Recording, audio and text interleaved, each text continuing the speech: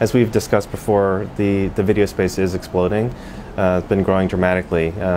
The type of consumption that we really focus on is in terms of social video, really how consumers can discuss video, they can share it among their friends, pass it along, and the growth is about 300% year over year. You're seeing growth in the number of streams per day. We're looking at billions of streams per day now, which is amazing. The growth globally is tremendous, with China now surpassing the US in terms of viewership. About a year ago, they now have approaching 500 million unique video viewers, whereas the US has about 210 million unique video viewers. So you're seeing growth in audience, and you're also seeing growth in terms of time spent with video and time spent per stream, in excess of 2 minutes on average in the US per unique, so per session. So we're seeing tremendous growth in all facets. So Visibile Measures, you can think of it as being kind of like a layer cake for video. We have our whole business built on what is widely perceived as the largest data set for online video. And that data comes from working with large video properties. So we provide analytics to the video properties, we give them information, and then we provide back standardized information to major agencies and advertisers. And so we have all this data that we aggregate, and then we provide an advertising technology platform on top of it. And so this data really allows us to have insights across the entire industry, and hopefully we can be helpful to aid in the growth of the whole industry.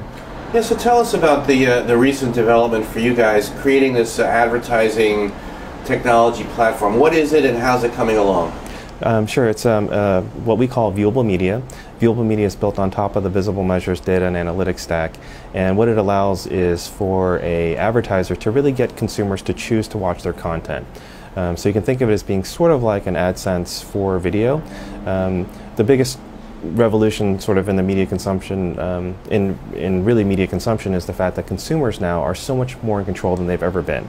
So consumers can dictate what content they consume on what device, when, and that really puts broadcasters and advertisers in a little bit of an uncomfortable position where they're used to having a lot more control in terms of dictating when and how people consume content.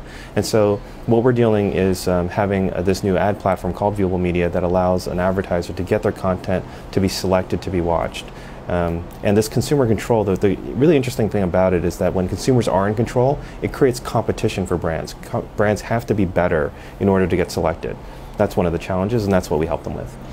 So just to be clear, you guys help the brands or the publishers or both, or how? Tell us about the ecosystem a little bit. Yeah, I mean the ad technology stack is always a very complicated one. So we do work with both the video publishers. So we support folks ranging from YouTube to ESPN to Warner Brothers to College Humor, Daily Motion, pretty much all the major video players on the web. We're helping them fundamentally try to make more money, and so we do that by giving them information, but also giving them increased trust with the agencies by having this standardized set of metrics. And we also work with the agencies, and we support the advertisers. And the goal ultimately is to create a better way to monetize video, because that makes everybody happier. The marketer will spend money if you can demonstrate effectiveness. And what we're seeing is that when users choose to watch content, they're getting so much more recall, brand favorability, etc., that it's helping them justify larger investments. And then the publishers do great because they make more money.